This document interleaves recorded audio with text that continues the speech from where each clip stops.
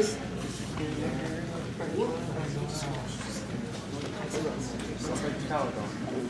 Don't trip. Watch out for the table.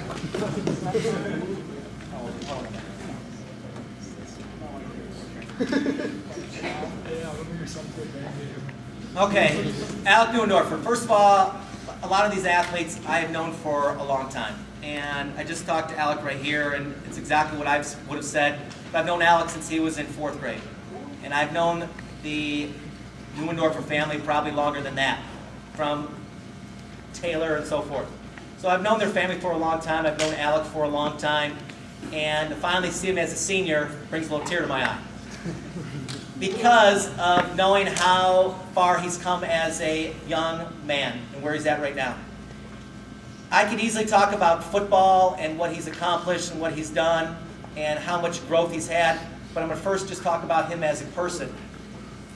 I don't think ever in my 18 years have I ever had an athlete and a person like Alec who he lights up a room like you wouldn't believe.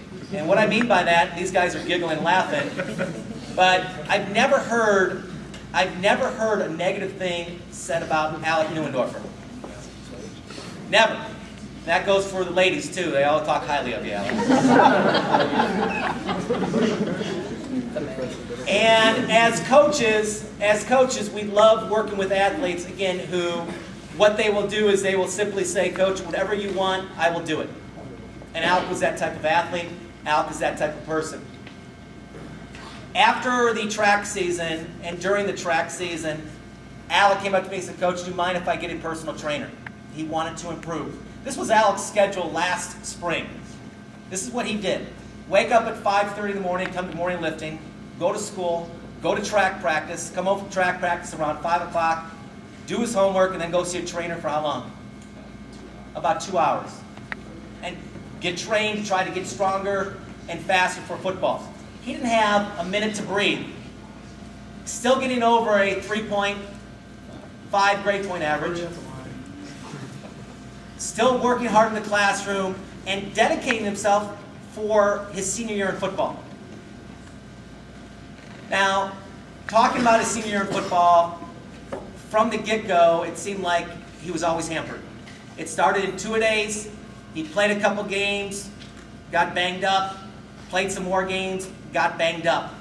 And it's not the exact way he wanted to end his senior year. He missed the last 2.5 games because of injury. And it's not the way you want to see it. I remember the game when he came off the field. He just had a first down run. He ran for about 15 yards, and he came off the field, and he's holding his arm right here. And the second he was holding his arm up, I knew it right away. I knew he broke his collarbone. Just because of how he came off the field, he was crunched over, he had his arm up high, trying to support his weight. I knew it was his collarbone.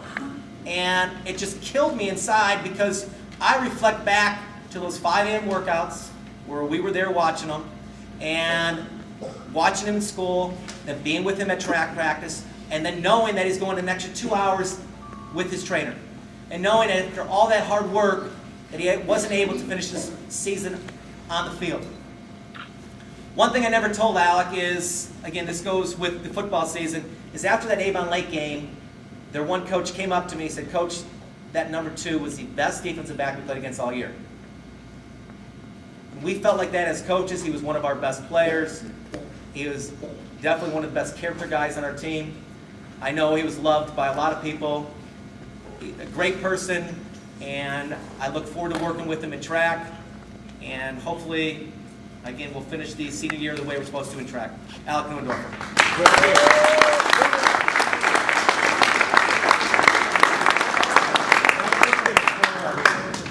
We're going to go with Coach Hannon, and he's going to talk about